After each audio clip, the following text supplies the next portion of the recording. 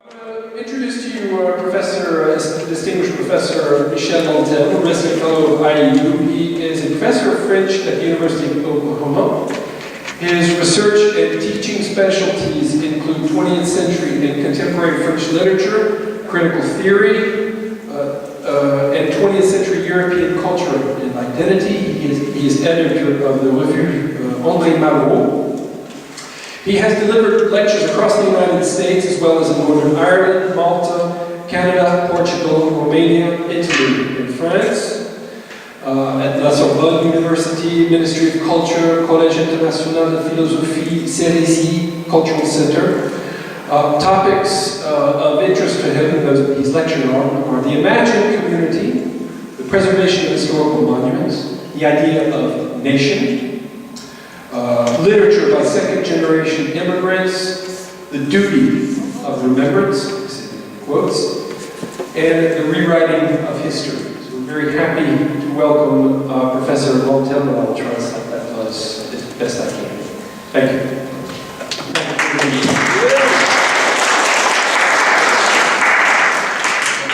Can you please tell me if it's okay because sounds good? Okay.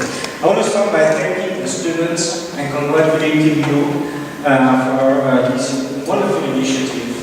I know you have been affected by the events taking place in Brussels. Some of you had been to Brussels before the attacks. Others had their trip cancelled because of that. I know your families have been worried back home. And you've been through a range of emotions, and that is normal. You also have a mission when you go back home. Please tell people around you, your family, your friends, and fellow students, those who may be potential applicants to study abroad programs, that we are safe here. And it's wonderful to be able to transform a traumatic experience into learning, like today. So congratulations on this, and thank you. I'm a native of Provence, and I lived in the United States for over 20 years. And over the course of these 20 plus years, twice did I feel homesick. First time was July 12th of 1998. Anyone? Zinedine Zidane, soccer. National French team became world champion. I saw the whole tournament, but I was gone for the final game, and I wish I had been here. The second time I felt really homesick was on January 11th, 2015, when millions of French took to the streets out of solidarity. You may wonder where these two events have in common. In a lifetime, it doesn't happen very often to witness such gatherings, only twice in my lifetime, and I was away both times. I was on my deserted island of Norman, Oklahoma, and I felt so helpless. I was overwhelmed with a bunch of emotions, mostly sadness, and I didn't know what to do. I couldn't fly back, it was too expensive, it was just a few days before the beginning of the semester, and I did something very futile. I posted a few lines on Facebook. Barely dare say that. A quotation. That will give you in about 35 minutes. And hopefully, between now and then, you will be able to better understand this quotation. We've heard today some amazing insights on terrorism. But at the end of the day, can we respond to a simple question? Why? I'm not sure we can. We may consult intelligence specialists, political analysts, psychologists. They all bring wonderful pieces of the puzzle to the table, but can we really answer the question? Why? The terrorist intentions seem beyond our comprehension, especially when we are faced with this kind of cold-blooded, senseless violence. And this kind of statement. Listen to this. I'm about to give you the philosophy of terrorism from my point of view. To have any influence on public opinion, a bomb outrage must be purely destructive. It must be that, and only that, beyond the faintest suspicion of any other object. Beyond the faintest suspicion of any other object. An act of destructive ferocity so absurd as to be incomprehensible, inexplicable, almost unthinkable, in fact, mad. The attack must have all the shocking senseless of great gratuitous blasphemy.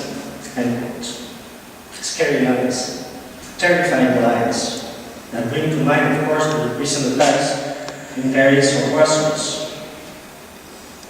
You may think this quote comes from a manual published by Al-Qaeda. It does not. You may assume it comes from a website owned by the Islamic State. No. These lines come from a novel published by one of the great writers of the 20th century, Joseph Conrad. In The Secret Agent, published in 1907, Joseph Conrad places in the minds of anarchists in the very last years of the 19th century. You know that anarchy is a political philosophy that aims at getting rid of governments. They advocate for self-governed societies, and anarchists were willing to use bombs and indeed to achieve this purpose.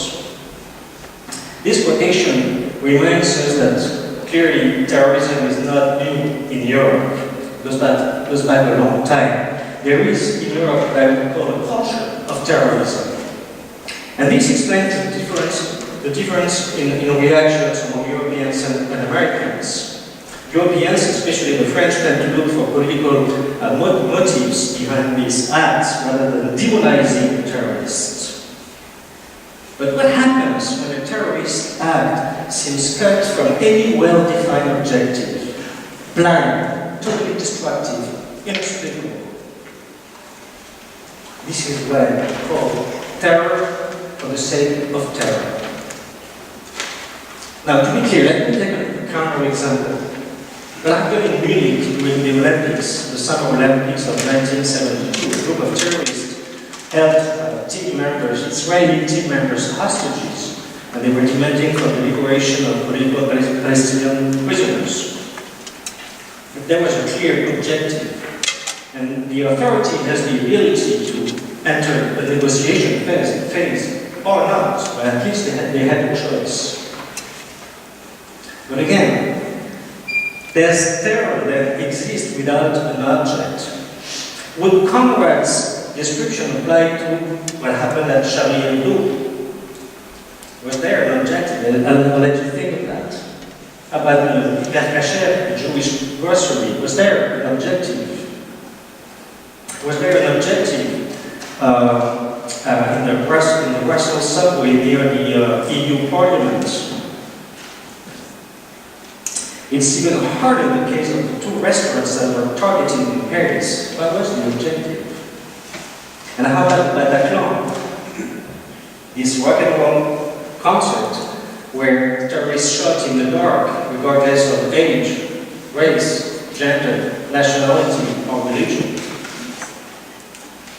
Is this close to pure terror? Terror without an object, other than destruction, as Conrad describes it?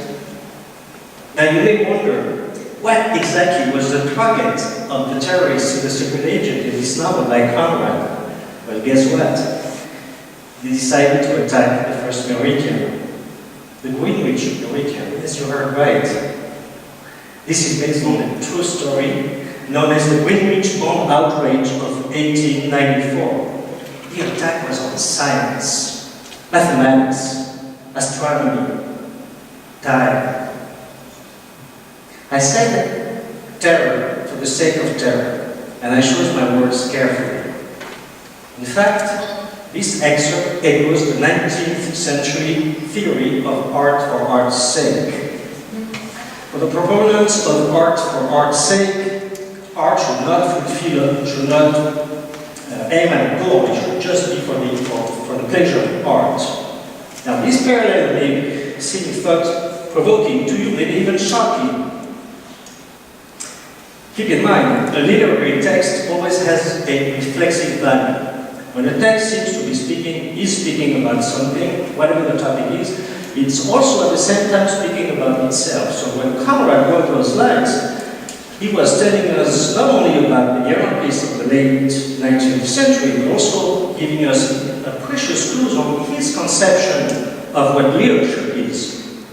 For that matter, Conrad did not agree with the theory of art for art's sake. For him, literature should have a goal, fulfill a function in society, not just aesthetic pleasure.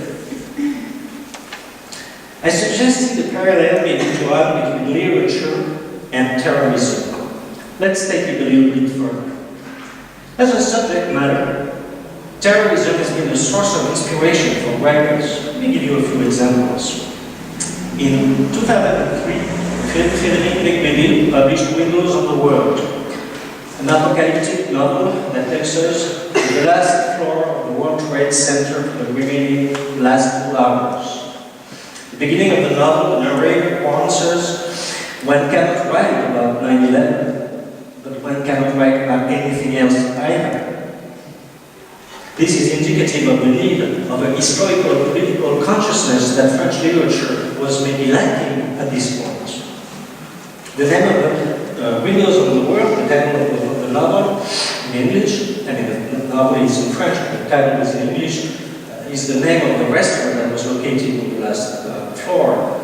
And the narrator imagines another name for this restaurant. He would like to call it End of the World. Now, we need to step back. The terrorist apocalypse described by Frédéric Breeden is only one scenario case among something larger that we call the myth of the Yen, which has been the dominant myth at the turn of the millennium and still is going on as we speak.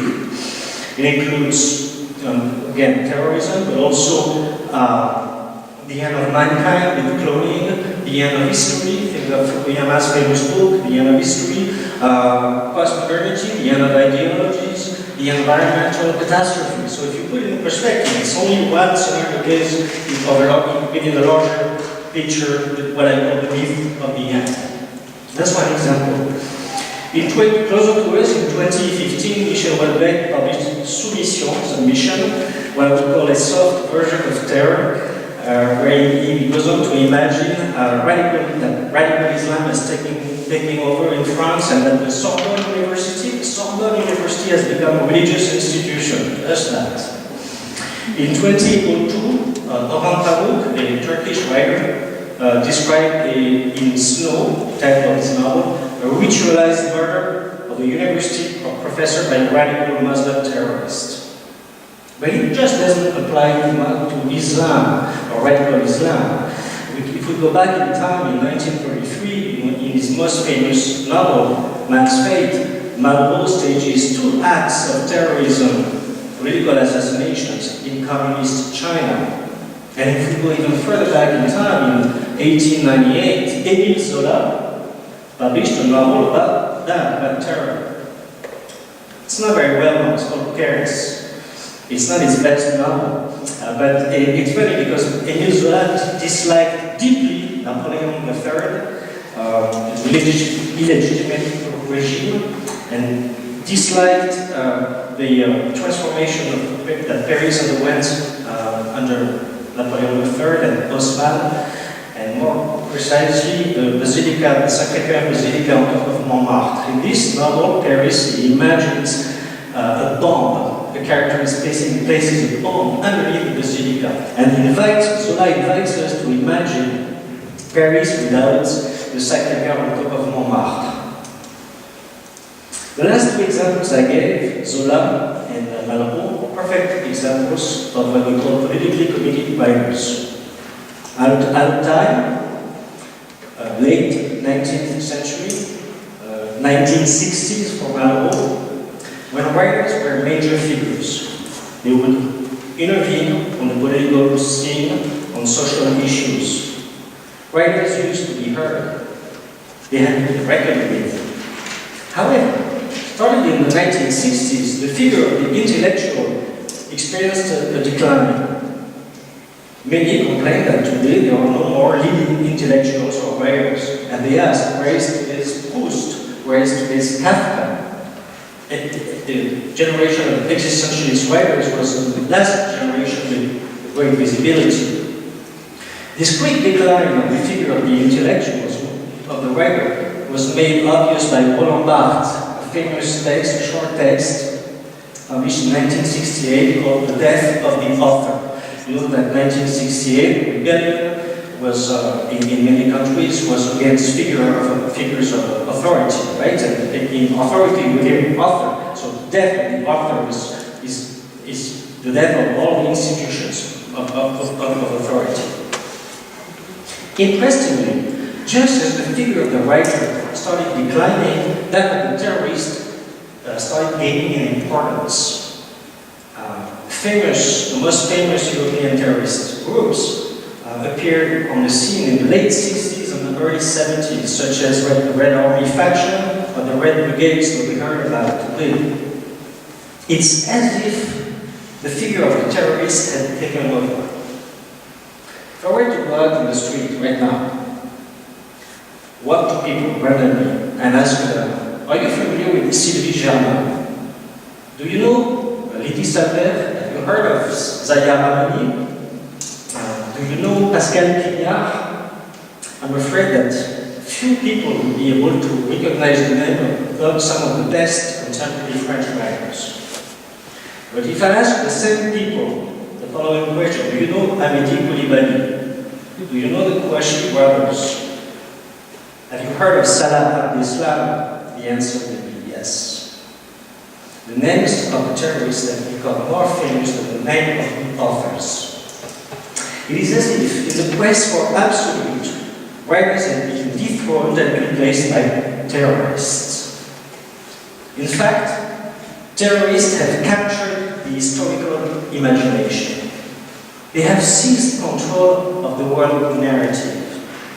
They have become, in effect, the world's new novelists.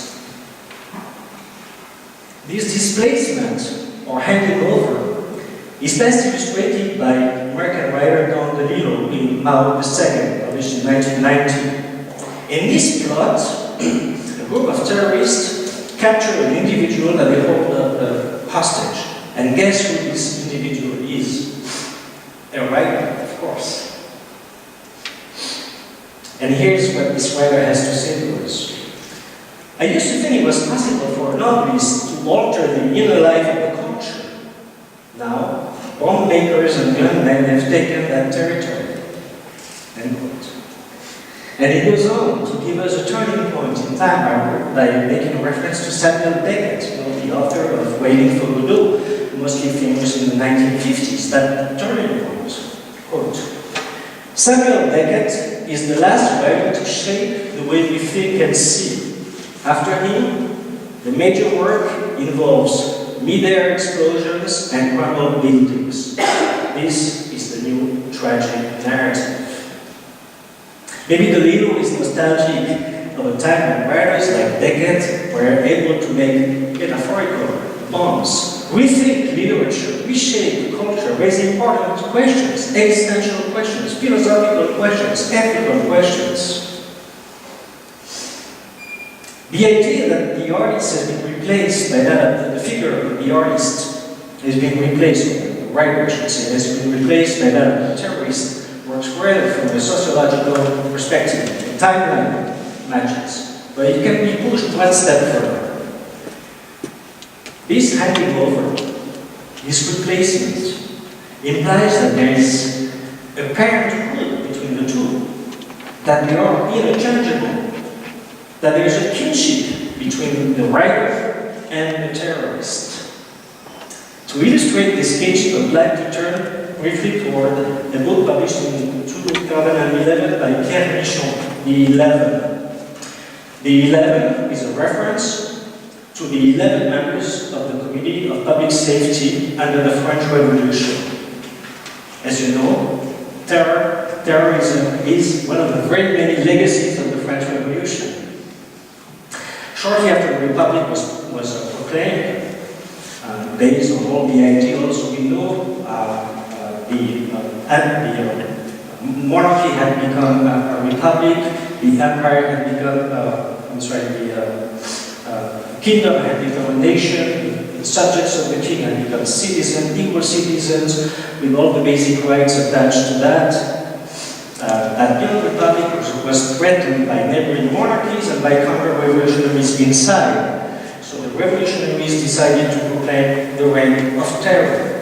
And if you look at the dictionary, the word terrorism is a legacy of the French Revolution. It entered the French lexicon in 1794. So what was that? It was imposing fear, using the guillotine, arrestation without a trial, suspicion among people, and so on and so forth, to save the revolution against the monarchist threat. In 1794, Robespierre went on to declare, terror is nothing other than justice, prompt, severe, and effective. It is worth pointing out that historically, at least, terrorism, as we know it, was first imposed by a state. So yes, a state can be terrorist. In this novel, Michon stages an imaginary painter, Corentin, who paints the 11 members of the Committee of Public Safety, including Robespierre in the center. This painting is a propaganda work of art praising them as heroes. And the narrator indicates that it was painted by the hand of Providence.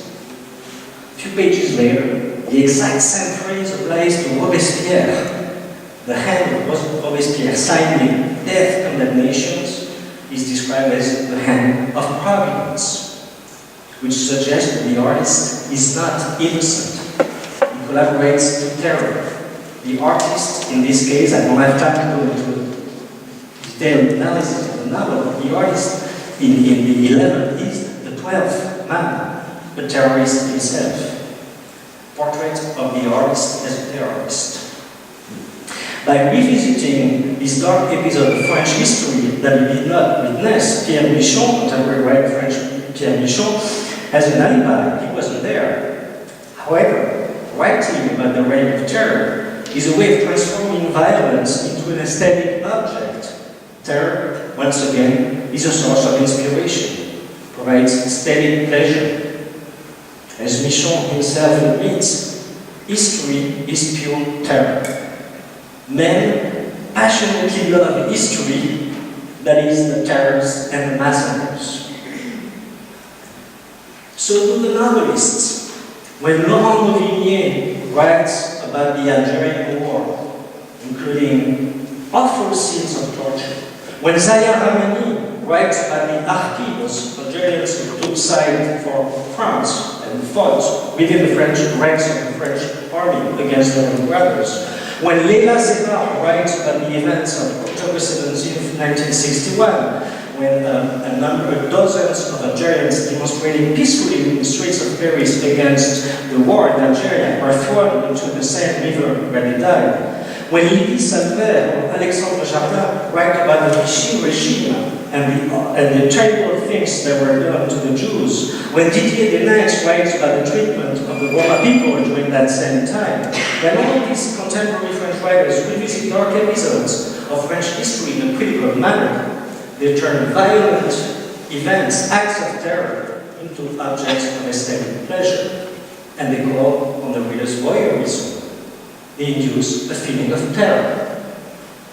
Just as we thought that these traumas belong to the past, they come back to haunt us.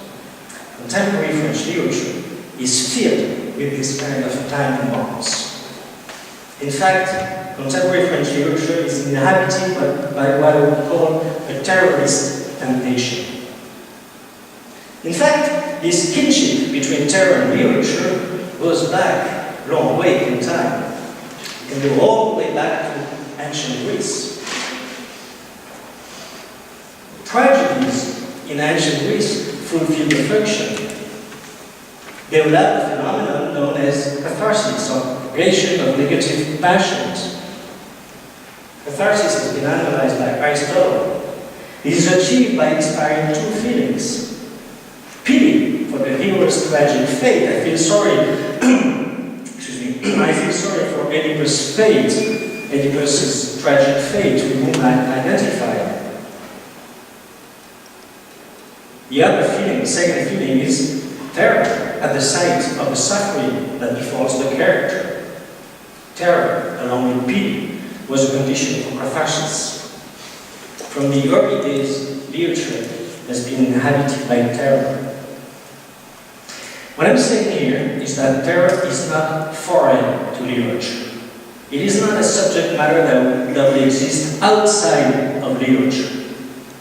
It's quite the opposite. Terror is inherent to literature. Terror is constitutive of literature. Creation is an act of violence, inhabited at times by terror.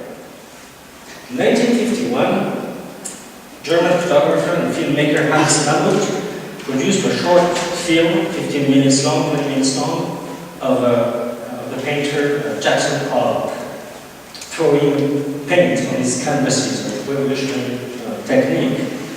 At one point, we see Pollock's shadow with his pointy nose, his hand back, his crooked fingers. It looks like Nosferatu the vampire. Scary, terrifying. Not just Pollock himself, but his paintings. He's destroying before our own eyes centuries of art tradition. For the record, the dripping technique, and we see this very well in this short film. We see Jackson Pollock on top of his ladder, outdoor, filmed outdoor, blank canvases on the grass, and he's dropping paint, drops of paint that explode on the canvas that they stain. For the record, the dripping technique from the ladder was invented in 1947, exactly 2 years after the dropping of the atomic bombs in Japan. Same move, same gestures. Jackson Pollock is responding to the world violence by doing violence in painting and raping artists, the centuries of legacy of art history in front of us. One could even argue that the first representation of terror can be seen about an hour and a half away north of Aix, in the prehistoric cave of Chauvet, with the lions, the terrifying lions, 300 centuries ago, painted 300 centuries ago. Let me do a little recap at this point. As we've seen, there are numerous scenes of terror in literature. I argue that terrorists have hijacked, so to speak, the world narrative. That terror is not external but inherent to artistic creation, and that terror is a feeling that was inspired by Greek tragedies as part of the catharsis process. All of this helps us understand better Deleuze's quote, "I have no literary response to terrorism." I would like to suggest otherwise though. In addition to the military response, to the political response, to the intelligence response, another response to terrorism is precisely literary. Indeed, literature may feed on terror, it is also capable of combating it. Deleuze describes the novelist himself as follows. Even if I could see the need for absolute authority, my work would draw me away. The experience of my own consciousness tells me how autocracy fails, how total control wrecks the spirit, how my own characters deny my efforts to own them completely, how I need internal dissent, self-argument, how the world squashes me the minute I think it is mine. These lines offer a counterpoison, an antidote to terrorism. Deleuze admits the righteous temptation for absolute authority, but acknowledges that this temptation is denied by his fictional characters who start having an existence of their own, who are never mere puppets. Absolute authority also fails because language is not, and we know it well, is not merely a tool at our disposal, but rather a very complex phenomenon. Writing begins when a novelist no longer pretends to be dominating language, but when the writer accepts that language takes him or her to places that he or she had not anticipated. And above all, a novel is, as the little writes, a democratic shout. Why? Because it offers more than one perspective on the world. I started with Joseph Conrad. Let me go back to him for a minute, but to another novel, a well-known, his best-known novel, Heart of Darkness. The novel has been described as an Orientalist novel by Edward Said. It gives a very disparaging image of the native of the Congo at the time that the Congo was a Belgian colony. And according to Said, this kind of novel contributes to justify colonialism. This explanation works well with the novel. It is an Orientalist novel, but we can read it the other way around. In more than one instance, the narrator takes side from natives of the Congo. He describes them and keeps saying they are not enemies, they are not our enemies. And he goes on to be ironic, sarcastic about the so-called great cause, colonialism. Could be read both ways. A novel like this one is a collection of voices, a discussion group, a small crowd of differences, the domain of dissent, ambiguity, whisperings, contradictions. Both the terrorist and the artist may dream of an act of absolute authority, becoming like God. They may dream of a terrorist act so powerful that it will cancel all the others. A novel or a painting that would make all the others useless. The difference lays in the acknowledgement by the writer that autocracy fails. Even Gustave Flaubert, who claimed an author is in his book must be like God in the universe. That's when he was writing The Temptation of St. Anthony. Had to admit that absolute authority is just impossible. He ended up lowering his expectations and wrote a novel about some meaningless adultery, and it's called Madame Bovary. Picasso, Proust, Kafka, Joyce may appear as examples of absolute authorities, but only because they gained the recognition of several generations of readers over time, because we elected them in our Musée Imaginaire, along with Flaubert. True art is incompatible with authoritarianism, especially in its most radical form, totalitarianism.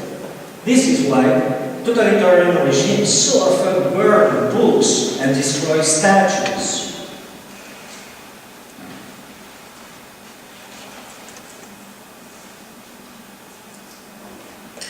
As Milan Kundera pointed out, Europe may have invented terror, but it also invented a democratic art form called the novel, capable of combating it. In Czechoslovakia, its native country, Milan Kundera was submitted to the red terror of communism. His testimony carries a great deal of value because he experienced this terror firsthand before leaving his native country and moving to Paris when he chose exile. This is what he wrote in The Art of the Novel. This is what I posted on Facebook because I didn't know what else to do. This is the only response that I deemed feeling appropriate to the situation. Also because I devoted my whole life to books. I know their healing virtue. And because these books are what is left when there's nothing else left. The world based on a single truth and the ambiguous and relative world of the novel are each formed The world based on a single truth and the ambiguous and relative world of the novel are each formed from completely different materials. The totalitarian truth excludes relativity, doubt, and questioning, and it can therefore never be reconciled with that which I would call the spirit of the novel. That's it.